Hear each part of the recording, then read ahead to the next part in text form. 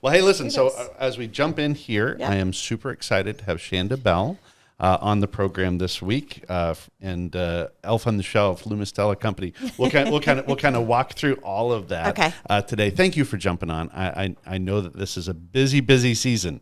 As you said, this is the best season of the whole year. So, tell me a little bit about the story, because your story is it's a wonderful story. It's a story about not giving up. It's a story about not taking no's for an answer. Tell us a little bit about the inception. Kind of take me back to how this whole crazy success story took place. Well, first of all, thank you guys for having me. I am absolutely honored to be here. We're big Hebron fans, so this is a treat for me. So my journey began, probably in childhood, to be honest with you. When I was a little girl, Santa sent an elf to our home. Okay. And the elf would watch during the day and report to Santa Claus at night. And in the morning before we woke up, the elf had arrived back from the North Pole and landed in a different spot in the house. And so my sister and brother and I would go race to find the elf. It was our favorite tradition growing up. The memories that we made around having the elf in our home really were magical. And we didn't know that other people didn't have elves that talked to Santa Claus in their home. And so it wasn't till we grew up that we understood that this was just a really special tradition for our family. And so, life goes on, grew up. I taught school for 6 years. I taught middle school, language arts, social studies, reading, which is great prep work for what I do now. Is it really? It's awesome. Sure is. So, that's really... I feel like was the soil that God had me in at the time, because it really helped me understand, children's literature and really being able to think like a kid and how they understand, all just how they perceive information, basically. And so in roughly 2001, I had my first son, and I had taken a year off of teaching and was broke out of our minds. My husband's also a teacher, still is. And so our budget was like $150 every 2 weeks, and that included all the groceries, all the everything. And my dad was kind enough to let me come work with him. And his office was all the way over in Kennesaw. And our house was in Loganville at the time. So any of your local audience will know that it was like 2 hours one way. Right. So I was able to take my son with me, though. And so I would go spend the night at my parents' house, work the next day, and then at home, and was able to have him with me. And it was during that time I looked up and I saw our elf on the shelf that we grew up with, literally sitting on the shelf. And I looked at my mom and I'm like, Mom, we should write a book about, the elf. And she's like, I don't know, Chanda. And then it was like, what else do we have to do that's any better than this? And so we did. We started crafting the story. And were you already looking for business models at that point? Like, were you in the search for this, or it really came about from the elf? I didn't even know what a business model was. I mean, at all. This was absolutely an accident. Not an accident. Absolutely ordained is what it was. But at the time, my mom had gone through a lot of health issues. Okay. And the only purpose in me even mentioning that we should write this story was for us to do something together that was like happy and would take her mind off her circumstances. No kidding. So there was no business tie into it at all? No, there was no business plan. That. There was absolutely nothing. And so anyway, you write this story. I'm a huge believer that God gives you, an idea. And if you don't do something with it, he's going to give it to someone else. Right. And so we spent the next 6 months, just jotting this stuff down. My dad used to tell stories about us fighting over rhythm and rhyme and all the things. My mom brought the great perspective as a mom who had lived the tradition, and I brought the perspective of a child. And so we write this story together, and then it's like, okay, what do we do with this? It's some, good idea. It's a good idea. It's words on a page. And so we ended up sending out a proposal to like 10 random agents, because that I did know. I'd bought a book and told us what to do, so we write this proposal and we send it out, and we get a phone call in a day and a half from an agent, which I know is like unheard of, never happens, I'm like, oh, this is it. Someone loves our story. And no one would publish it. I mean, she took it everywhere. Big publishers, little publishers, you name it, and no one wanted this. They just didn't know what to do with it. But the agent saw that there was something great in it. The agent saw something in it, and she was the one who said, well, maybe you want to think about self-publishing this. No way. Now, you had not done any of the graphic. It was just the story that was done at this point. Just the story. Yeah, just the story and the proposal. And basically, this was our tradition. Right. And so it was one of those things. It's like, okay, now what? Every door is closed. No one wants this. What do we do? And like I said, it's either a good idea you had or you're going to have to do something with it. How long is this process? So I would say, now you're asking me to go way back. Yeah, in time.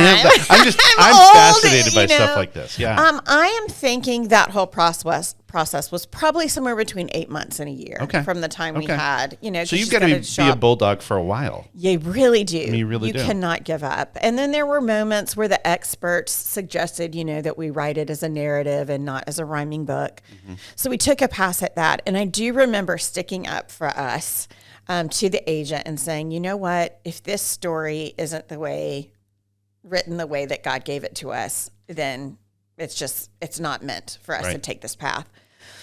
And so they ended up self-publishing. Well, again, we are broke. My husband and I have no money. We don't know anyone with money. My dad owns a small engineering fabrication firm.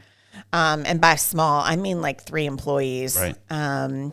There's no secret pot of cash. There is no secret pot. Right. So I guess you end up taking like those leaps of faith, those steps of faith. And what my husband and I did have was good credit. And so we just worked like crazy, worked like bulldogs, trying to figure out how do you get these words on your computer into something that's published like a book. I mean, I had no idea what we were doing. And I laugh now because I have, illustrators and I have project managers and industrial designers, and you have all these things that bring this stuff together. And we didn't have any of that. And our packaging and our product is pretty much the same as it was in 2005. So the graphics and everything, all of it is the same. Yeah. No so kidding. It was just God's plan for us. And so my precious husband ends up saying yes to my cockamamie plan. We need to bring that word back, I think. Where I'm like, hey, we've been working on this. If we're going to do this, we think we found the way. We think we found a path. We think we found an illustrator. But if we do this, we're going to have to self-publish it. And we're going to need about $25,000 for this minimum order. And I had prayed about this, for weeks going into it. And my husband, if he were here, would totally tell you, like, he was so careful with money. Mm-hmm. And by that, I'm just being super nice. But I heard you say he's very frugal. He was very frugal. Extremely frugal. Right. Like the guy who, if you asked for a piece of gum, would, like, even with a whole pack, like, tear it in half and give it to you. So anyway, he ends up, we're on this ride in the car, and I was like, hey, if we're going to do this, we're going to have to self-publish it, put it on credit cards. And he literally takes a moment and he's like, I think that'd be okay. And that I knew in the bottom of my heart and soul that was then like the green light, and this is what we were supposed to be doing. Right. So we used credit cards. My mom and dad had a very small 401k, a couple $100. My sister sold her house in Pennsylvania, moved in with my parents, and put the proceeds into the business. And we ended up starting what really we thought was just a self-published book. Right. If I have to sell these out of the back of my car, that's what I'm going to do. Because we all believed in the tradition. Right. But at that point, I still never saw this as a business. In your wildest dreams, you could never have fathomed where it's gone. No, never. Right. Not in a million years. Truly not a million years. And that's when I just go to that scripture that talks about, how his plans for us are so much greater than we can even imagine. That's right. And it's hard to believe that, but it's true in my case. This is bigger than anything I could have ever imagined. Speaking of scripture, just as an aside, I think we have the same key verse. Oh, really? Philippians 2:3. Yes, absolutely. Look at that. When I was doing some prep, I was like, hey, that's my verse. Oh, my goodness. Do nothing out of selfish ambition or vain conceit, everything, yes. But in all things, consider others before yourself. I love that. Which seems like your life mantra, really. It sounds like you're really moving into that. Like you've always been moving in that direction, and this is just kind of an extension of that, which is beautiful, I think. Thank you. I hope so. Right. We're all on that same journey ourselves. But, okay. So husband has said yes. Husband has said yes. He's the big barrier. He is. And when he says yes, you know that this must be truly God ordained. It was absolutely. And then what's your minimum order? Where does this go from there? You have to order 5,000 pieces. Okay. And again, there was no business plan. It wasn't like we didn't even know how we were going to sell them when they come in. So we end up having a big book signing at the Meriden Museum of History. Family and friends were all invited. Everybody came and were kind enough to purchase books. They hosted it for us for free in like a back room, and friends brought food. I mean, it was just truly like organic, and just a lot of support from people who loved us, most of whom had no idea we were writing this book. And certainly not that we were publishing it. And so that was September, if I remember correctly, of 2005 when we launched at this little book signing at the Meriden Museum of History. And then my sister had this wonderful idea to get us into like a small market, like a junior league market. At first, they said no to us because we only had one product, and we had to promise that we would not hold them responsible if our product did not sell. And we end up going in there and selling, I think, 1,000 units, which was huge. And literally just one by one getting people to stop and talk to us. Like, because there's no frame of reference for what this thing could be. Right. So just getting people to stop so we could tell them one by one about, this family elf tradition that we had and getting them to buy in. And so by the end of that first year, we'd gone to a few local little shows like that, similarly situated. We did have a website. I was really proud of myself. I figured that out. Got enough up for a shopping cart at the time, and we ended up selling all 5,000. All 5,000. Yep, and that Christmas the vast season. majority of them then in the online format. Online, it was a lot of these little shows. It was people telling each other. It was, my husband taught and coached at Brookwood High School, and so like that community hosted book signings. My church hosted a book signing. Like literally everyone who was a friend got behind, helped us out. But I mean, I was selling them out of the back of my car. It was just like anyone who was interested. What can I do to put you in this elf today? It was kind of the mantra. Yeah. And so where does it? I mean, that could just be a one and done. I mean, a lot of people would stop there. Yeah. Like, what is the next step? What brings you to the point where well, I think there were probably times that was very likely. I just remember thinking, like, I just want to pay off this debt and be done with this. I mean, to my husband and I making what he was making, I mean, $20,000 worth of credit card debt. Like, if you don't pay that off, someone's going to jail. Right. And that's when interest rates were like 18%. Right. I mean, it was crazy. But my sister was the one. She came from QVC. She used to be an online television personality. Okay. And she really saw that this could be a business. I was just wanting to share our tradition and loved what that was. Okay. Wanted to do something really fun and unique with Mom. But just had no idea, what this would be. But she really saw it as a business opportunity, the chance to build a brand. And so she was the one who kind of just started pushing us into markets where you would do, wholesale type selling. And I remember everything we did was equal to an elf on the shelf. Like if we went out and ate dinner and had a hamburger, it was like, okay, everyone, tomorrow you have to sell 4 elf on the shelf box sets. Like, I mean, everything equaled an elf. So, right. And so that was really the beginning of our journey and what turned into truly like a business and an enterprise. And now I think we have roughly over 100 people who work for Santa Claus full time. I mean, just to give the audience just some sort of an idea, you were in 19 countries. Yes. 5 continents. Yes. I mean, you have been featured on Forbes magazine, where they called you a cultural phenomenon, NBC, Fortune magazine, Inc. magazine. I mean, you guys really have been, your story has been featured everywhere. Tell us further about, because I'm still you're selling it out of the trunk of your car. Yeah. Krista has stepped in and has said, "Hey, here's some business model for some." Where are you going from there? What does that look like? What causes the boom? Yeah, I would say even without defining what our vision was, I think we were all united in this idea of our elf on every shelf, and not just any elf will do. Krista was huge about being bigger than you actually are, especially as a very cottage industry. Coming from QVC, she'd seen these entrepreneurs put everything they had into this and then get ripped off by somebody bigger with more money or whatever. And so definitely God's hand of providence was on us to protect us in that way. Right. But we have awesome stories in the early years. Like we all took on multiple personalities. When you would call the office, you'd probably get me on the phone. And it's like, hi, thank you for calling the Elf on the Shelf. Can I speak with Chanda? Oh, I'm sorry, she's in the back. One moment, please. It was just always like you have all these multiple personalities to pretend that we were bigger than when we actually were. There were so many mistakes that we made along the way. Like you don't know how much inventory to order. No one was going to help fund a bunch of elves. Right. Right. There's nothing to compare it to. There was nothing in the to market. There's nowhere for a business or a bank or anyone to say, "Oh, sure, yes. the last elf thing did well." Yes, there's nothing to even explain what we were because we weren't just a book and a plush. We truly were a family tradition, a tradition in a box. Right.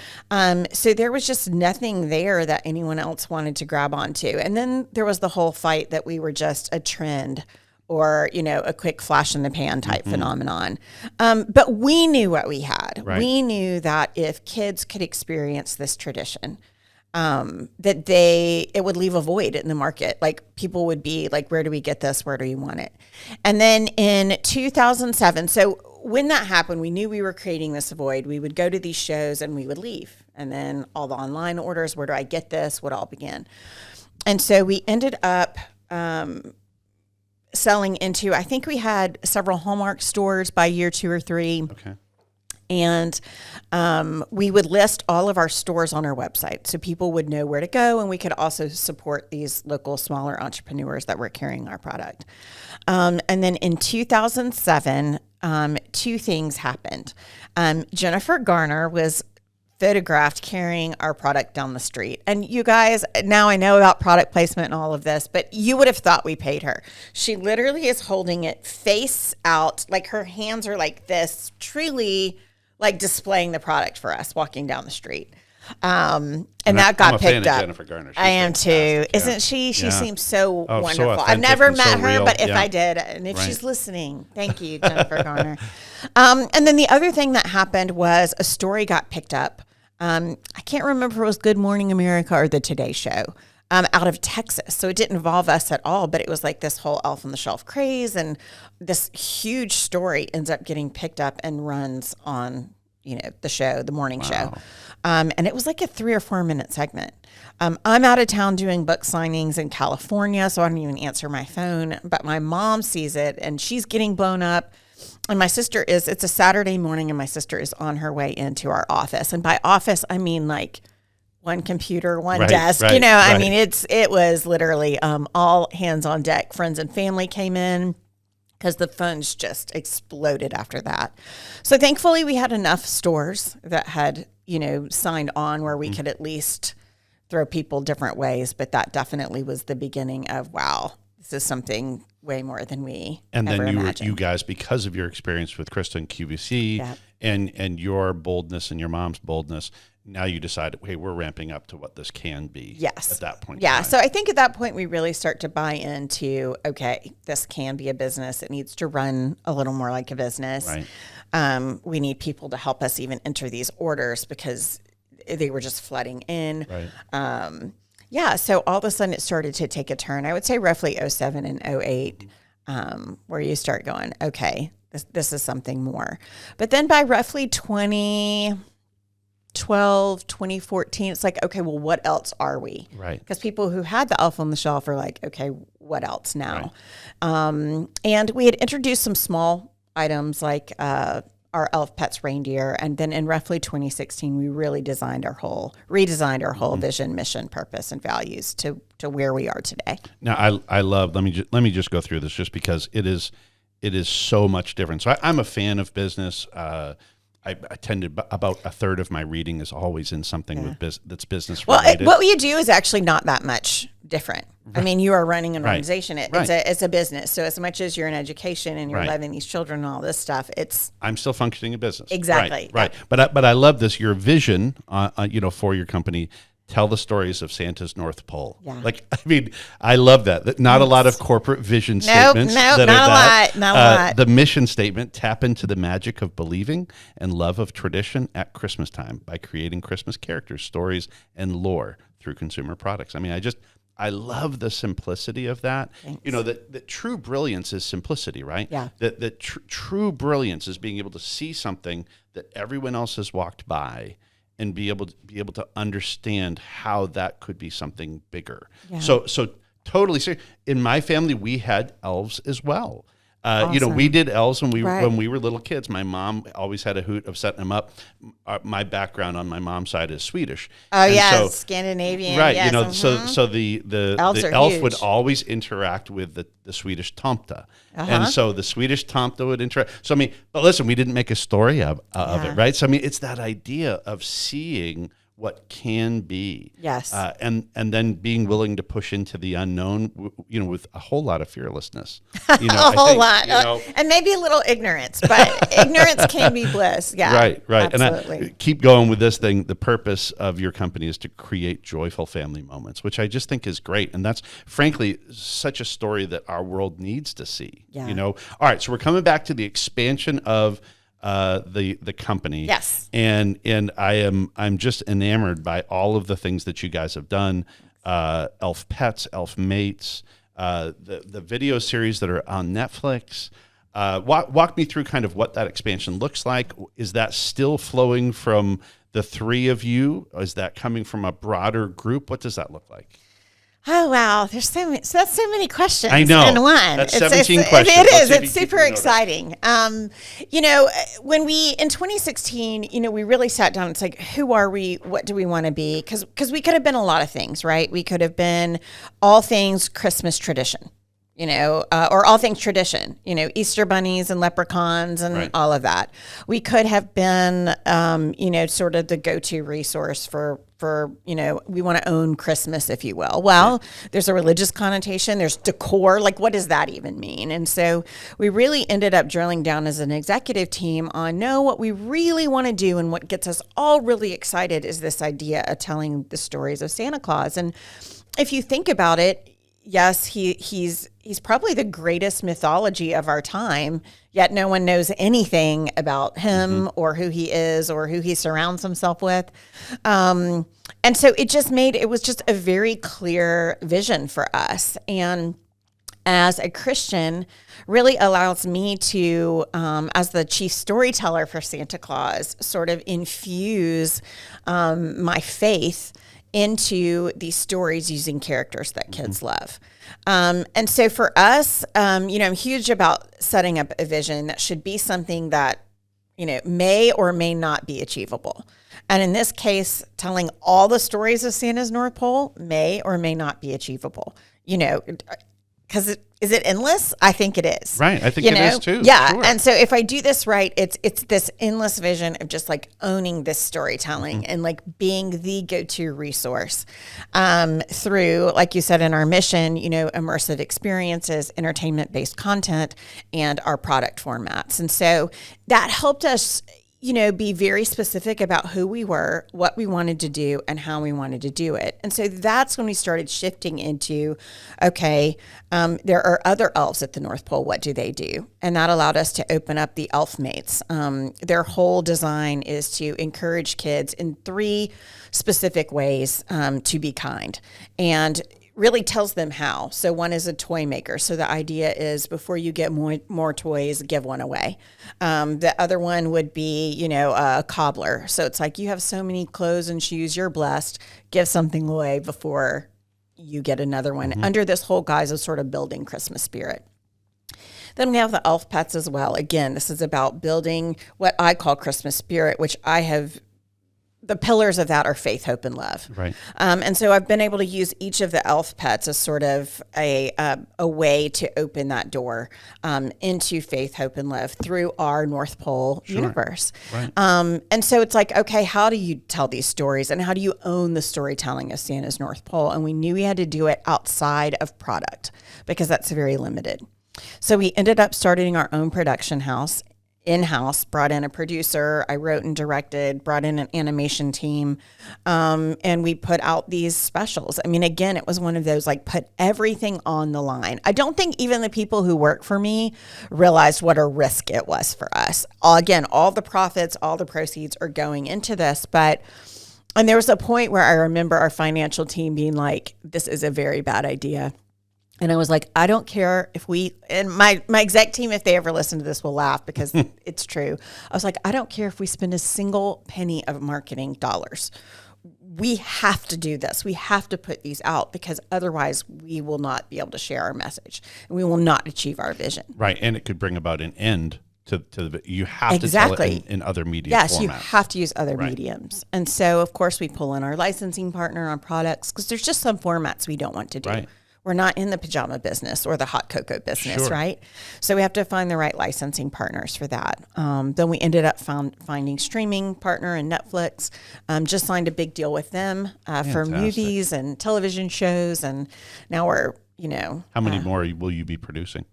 I hope for infinity and beyond. Okay. But we'll see. We'll see what God has for us. But yeah, it's a whole world and it's a blast. So, when I was going through and researching it almost reminded me, and I love the storylines, and I can see what you're subtly doing. Like you're really introducing faith in a subtle fashion. It's not a Christian company. No. And so that's not its primary intention. Right. However, you're still accomplishing so much in the format, which is beautiful. It reminded me of Wicked the musical. Oh, so good. Right? Love that. And so I love that and this is another great example of brilliance in simplicity. Right. Telling the backstory of Wizard of Oz, how that comes about. Right. Like pre-Dorothy Gale, right? And genius. And what happened. And so the first time I saw that musical in New York, I was just blown away. Thought, who thinks of that? Yeah. Who tells the backstory? Right. And that's really that's what I loved, is that I'm looking at what you're doing and you're accomplishing that same thing. You're pulling in this backstory and telling this story that should have been told. But you guys were the first ones to see that it needed to be told, which I love that. Thank you. I just think it's fantastic. Yeah. And so now strategic partnering, yes. What does that look like for you guys? It looks a little different every year. In fact, we just got back from LA and really finding the strategic partnerships. We have some really big things going on come 2024 where we really are pivoting to own this whole vision. And when we do that, we are just beyond excited about the groups that we've met with. We're looking at bringing on additional publishing partners, additional partners in entertainment, more partners overseas, the right distributors, all those types of things that can help grow your company and grow your message because, our brand is much bigger than our company. Right. So we have to find those partnerships that can help, be allies in our fight to win this vision. Where did you come up with the name for Lumistella? That is so funny that you ask us that. So going back earlier in the podcast too, we didn't even know we were starting a company. We had the worst business name of all time. And we had it, I think, till literally 3 years ago. It wasn't that long ago, but our company name was CCA&B. And I remember when I was meeting with the guy, I was like, well, what is all this for? And he's like, oh, this is just some paperwork we have to file. I'm like, okay. So it's literally it actually meant Krista, Chanda, Carol, Abersold, and Bell. It was the worst name ever. And it didn't mean anything to anyone. So then we ended up trying to give it some meaning and called it Creatively Classic Activities and Books, which was slightly better, but still never meant anything to anyone. Hard to fit on a business card. Just still. awful and not about what we do or who we are. And so I had written some backstory. So I'm currently working sort of on the whole backstory of the elves and Santa Claus and just the whole world, right? What does it look like? Who lives there? All of things. And one of the things that came out of this was this idea of Lumistella, the illumination, right. A lot there with Luma, but it also means, and I think it's Scandinavian if I remember correctly, but it's like light star or snow star or something along that. Right. And it was ownable for us. It was unique and different. And so we're like, this is the right setup for us, the Lumistella Company. It's a great idea. And honestly, I love the name. I didn't realize it was it's fairly new, and we are very glad. Now, the productions, is that taking place? Now you must have a full studio.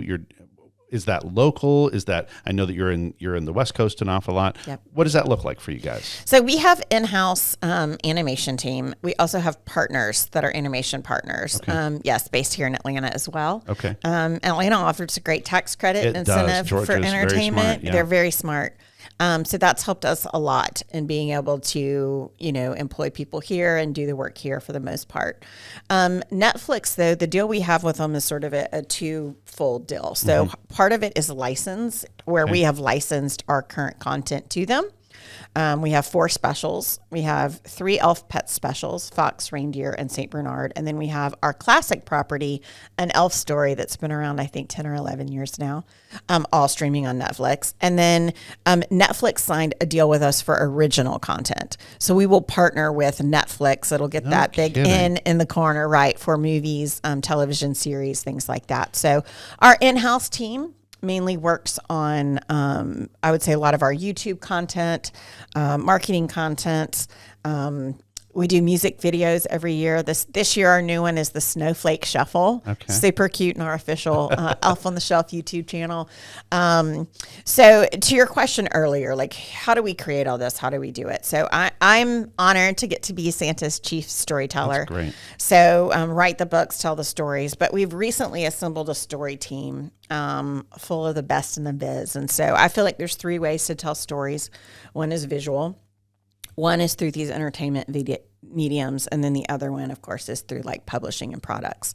And so I have sort of an expert in all 3 spaces that help me because I just can't do all the writing anymore. So we sit together as a team, we brainstorm, we work through it, we figure out what the right products are, what the right product mix is, how can we support that from an entertainment perspective. And then I have my visual person who can do everything from, she makes sure there's consistency, right? So whether it's an animated property or a magical journey event hosted somewhere, an experience, or even the musical, to make sure that, this group maintains our storylines throughout the building, throughout the different avenues of storytelling that we have. And they are my go-to at this point. But I manage them and still do a lot of the writing myself. Okay. So you handle kind of almost the seed of creativity, but other people are going to help water it and kind of make sure that it gets cultivated, but you still get to approve the finished product. Oh, yes. Yeah. Oh, yeah. I look at, I've read the story of VeggieTales. Yes, I have too. And to see kind of how that began, probably scaled too quickly. Yes. And really ended up with some real financial struggles in that process. When they're purchased out by Sony, I believe it was Sony who purchased VeggieTales, or it was someone big. It was. I think it might have been Sony. Can't remember. But they're purchased by somebody large. Yes. And when that takes place, then we actually see that, boy, the creative vision changes substantially. Yeah. It stops being organic. It felt corporate. Right. And so that was intriguing. So I love the fact that you're still holding on to that in such a big way, and that your hand is still in that. I am sure that you must be attacked all the time about trying to sell this big thing that has been such a remarkable success. That's so funny. I actually get that question all the time. Probably less than people think. Okay. I think either people think we already are owned by some sort of conglomerate and are part of someone really large. But yeah, so for the most part, I think people know. I did get asked in LA last week, like, what's your big vision here? Do you want to sell it out and whatever? And I was like, my sister answered the question first, and I 100% agreed with her. Our goal is cementing this legacy and telling these stories. And that's what means the most to us. There might come a time where we need to strategically and smartly accept some sort of money or proposition. But right now it's solely owned by my sister and myself. And we just keep putting the profits right back in. I've read that same book. It's Phil Vischer's story, right? It is, yeah. I found it absolutely fascinating. Particularly for you. I mean, it must have been riveting. And I did. I saw a lot of similarities. And I think one thing you do learn is if everything we had hoped would happened immediately, we would have never been prepared for that. Like, you do have to grow smartly and strategically, and not always say yes to every opportunity that comes your way, because you may not be equipped to handle it, which would have set us up. We kind of flew under the radar for a little bit. It would have set us up to get knocked off, truly. And so it's one of those situations where maybe, unanswered prayers, or sometimes God's greatest gift. That's right. And that's true. So, we're now in a position where we look 5 years ahead and we're like, okay, when Netflix drops their major motion picture, where do we need to be? Right. What kind of company do we need to be to support that? But most people have no idea that, most of my time is spent being CEO, and my sister is co-CEO. So she handles all of the operation stuff. We have an amazing president who does a great job, and COO who really sort of handle that day to day now, which has freed me up to write more and do the things that I need to be doing creatively. But yeah, it's all systems go all the time, year round. What a great 17-year journey. I mean, it's just amazing to hear it. Now, I know you're a true woman of faith. I am. We talk a lot on this podcast. Really, kind of the reason we even started this podcast was really to take people who are at the top of their game, right, doing something that's exceptional, but they also bring their faith into that dynamic. So for my role working with young people all of the time, my biggest story that I'm constantly telling them, and it's funny that you say you're chief storyteller. I say that I'm chief storyteller all the time around here. But really one of the biggest stories I tell the students all the time is we want you to go out and be that entrepreneur or that biologist or that physician or that lawyer. But you can bring your faith into that sphere as well, and that you don't have to compartmentalize. You can still bring your faith into that sphere. And so that's your chosen sphere of influence. How do you get to incorporate faith into all of these different stories, into your leadership role, into your creative role? How do you get to incorporate faith in that?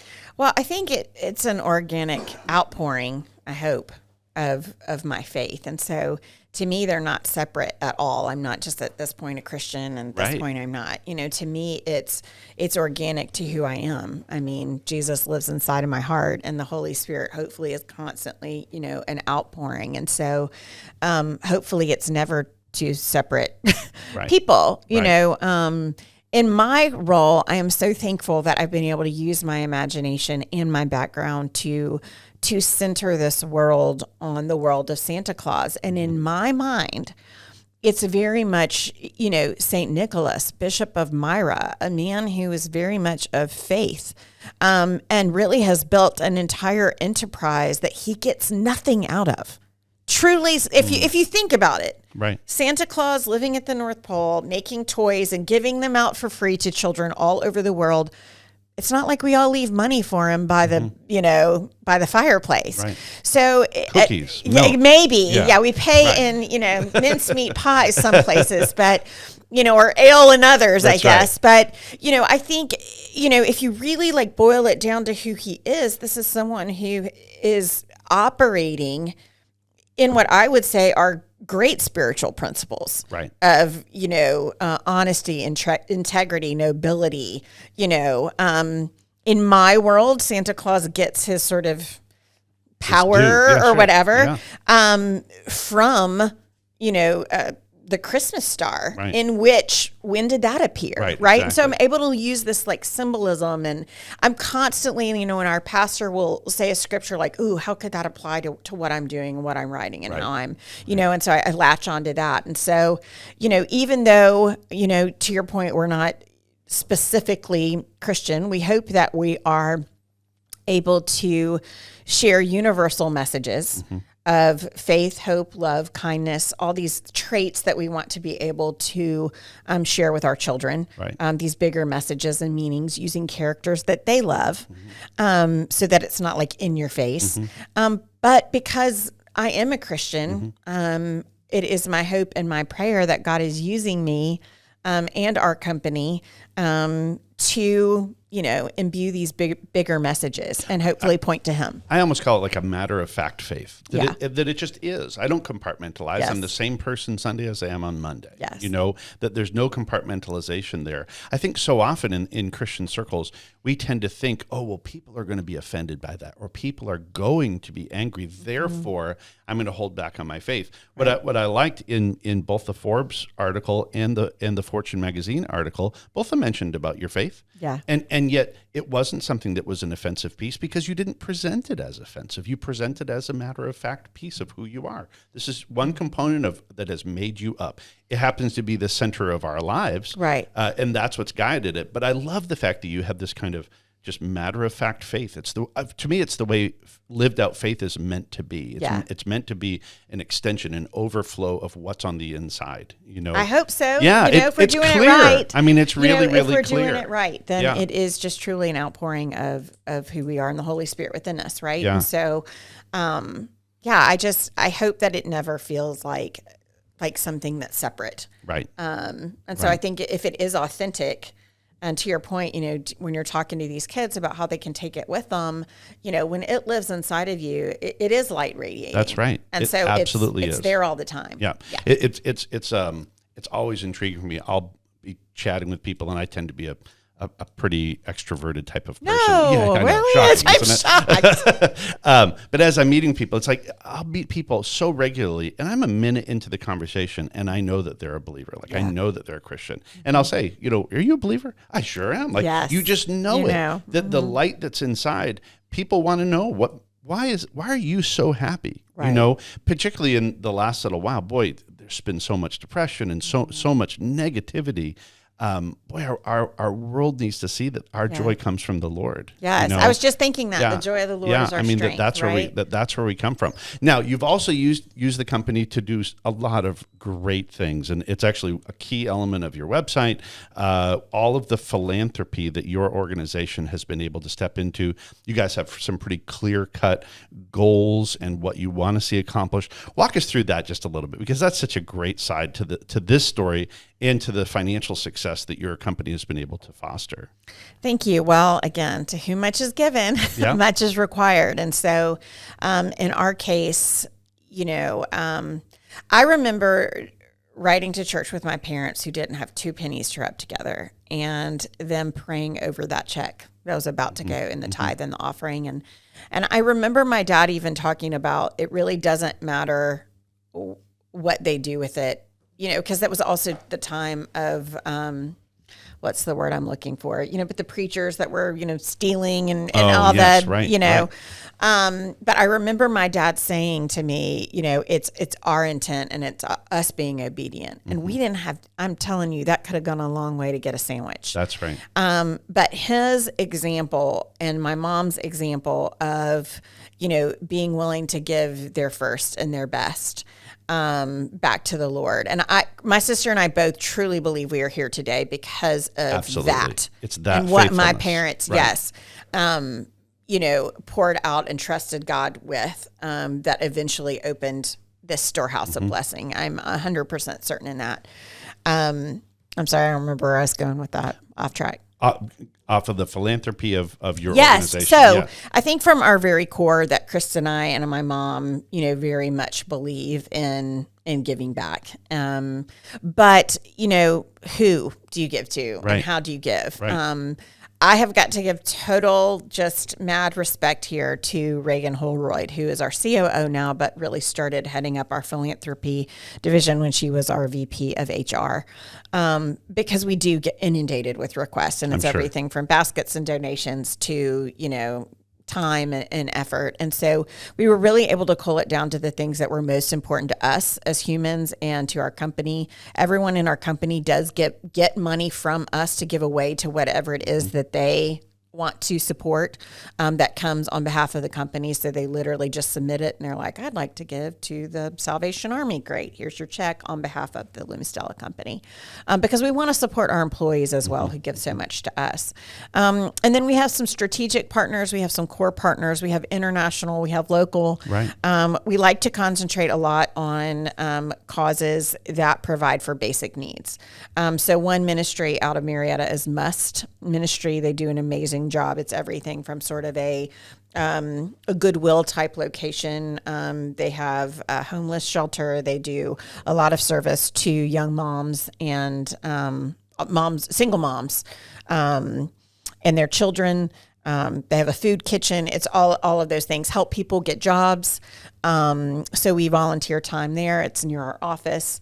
We have pajama program. We have lots of military things that we do. In fact, this week, I'm doing an event in Nashville that we're helping to sponsor, Folds of Honor. Nice. And they do some amazing work, yes, with the families of veterans who have fallen or whatever. So it's everything from scholarships to Christmas gifts to all of those things. This year who received the Folds of Honor. Oh, that's awesome. Yeah. Oh, that's so great. That makes me feel so excited that we are part of that, helping raise money for that. So, again, I think to whom much is given, much is required. And, we do our best to, put our money where our mouth is, if you will. We're not perfect. You can always do more.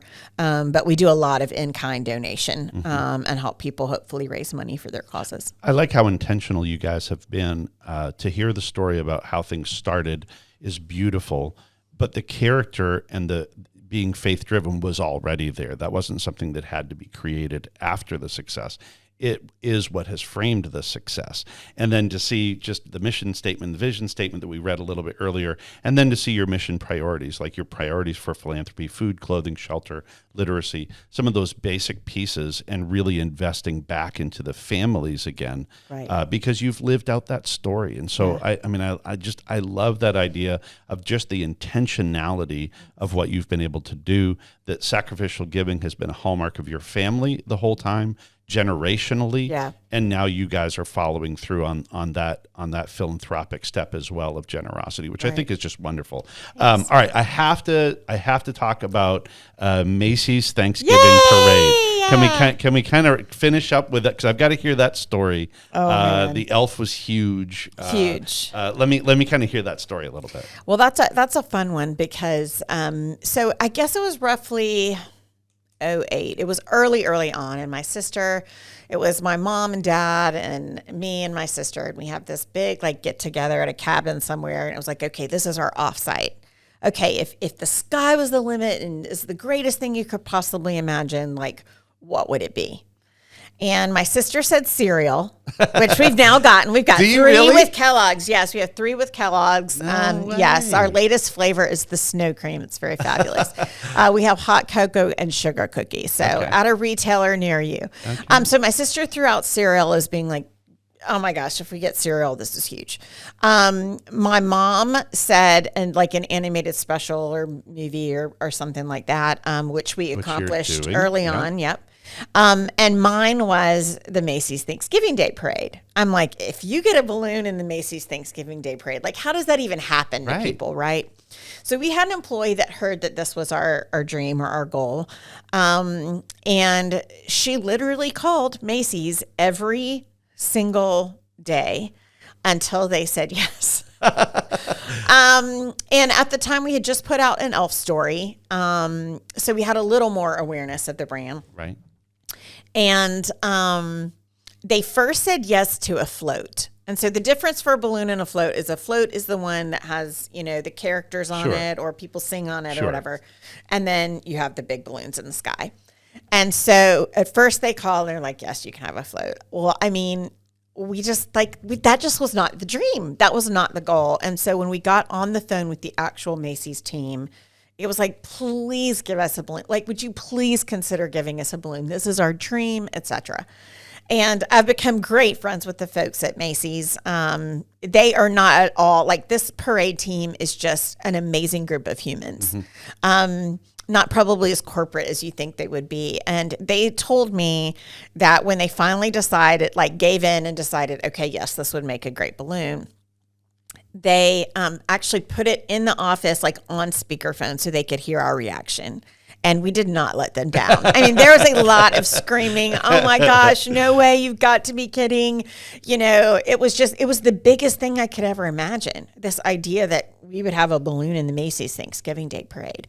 And then they ended up giving us the biggest balloon they've ever had. Yes.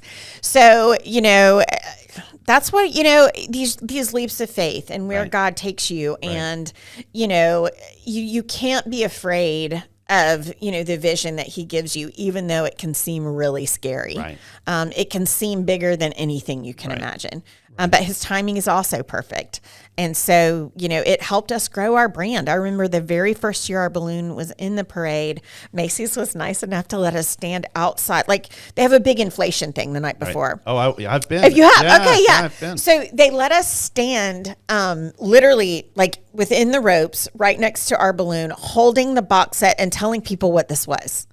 I mean, literally explaining to people like, this is the elf on the shelf. This is how it works, because there was still so little awareness of who we are. And then last we heard, we were not a balloon this year. We were a float only. Our contract had expired. Of course, we're in talks. But I have heard that it's the most requested, loved I'm sure it is. Balloon in the parade. So it is just incredible to think that that's part of a brand. Well, we were there and we saw it. My gosh, that's awesome. We went to New York City as a family, and we had a great time. We get to see them setting it up the night before. Oh, it's incredible. I love watching people, large amounts of people working towards one cause that turns out really, really well. Yes. And so I'm always intrigued with just the mechanics behind it. It's unbelievable. So we loved watching them. Just the organization, the police presence, the amount of people who are cramming around this thing. And it's like the happiest you'll ever see New York. Everyone's actually really nice, really happy. We get up super early. We got front row. Oh, this is incredible. We had such saw you. Maybe, right? Yeah, because I walked 30 million of my closest friends. And you and 30 million of your closest. But walking in the parade it's literally like nothing you've ever. You feel like it's all for you, like you're a rock star, but you're not. It's absolutely incredible. I mean, the people are all the way up the building. I mean, it's unlike anything I've experienced. Yeah. I mean, for somebody who has never done it, first of all, you need to do it. It's an experience. It is. My kids still talk about it as one of their favorite vacations that we were in. That's great. But we had such a great time, and lo and behold, here I am. Now interviewing the creator of the elf that we saw floating by. So pretty exciting to see, Chanda. I love the message that you put out, that you can have an ardent and true and thoughtful faith. You can also have a ton of fun, and you can be successful. Like, those things really can coincide. They really can come together when we are faithful in our talents and we give that over to the Lord. And so you've really lived a life where that has been abundant. Where it's really clear. I'm looking forward to seeing what the next 17 years are for you guys, and that maybe you get a next generation of. I hope so. You might have one here. I know. Well, see, she really is a creative, but I think it's one of those things where you're not sure if you want whatever's given to you. Right. So we'll see. I want her to choose her own path. And when you're a teenager, you don't fully understand how big something is. No. She'll get that when she gets in her 20s, and she'll be studying business models, and find out that her mom is part of the thing that she's studying. Thanks. So pretty exciting. Chanda, thank you so much for coming on the show. Such a pleasure. Thank you for having me. I'm really honored. This has been an absolute blast. You guys are easy to talk to. Appreciate it.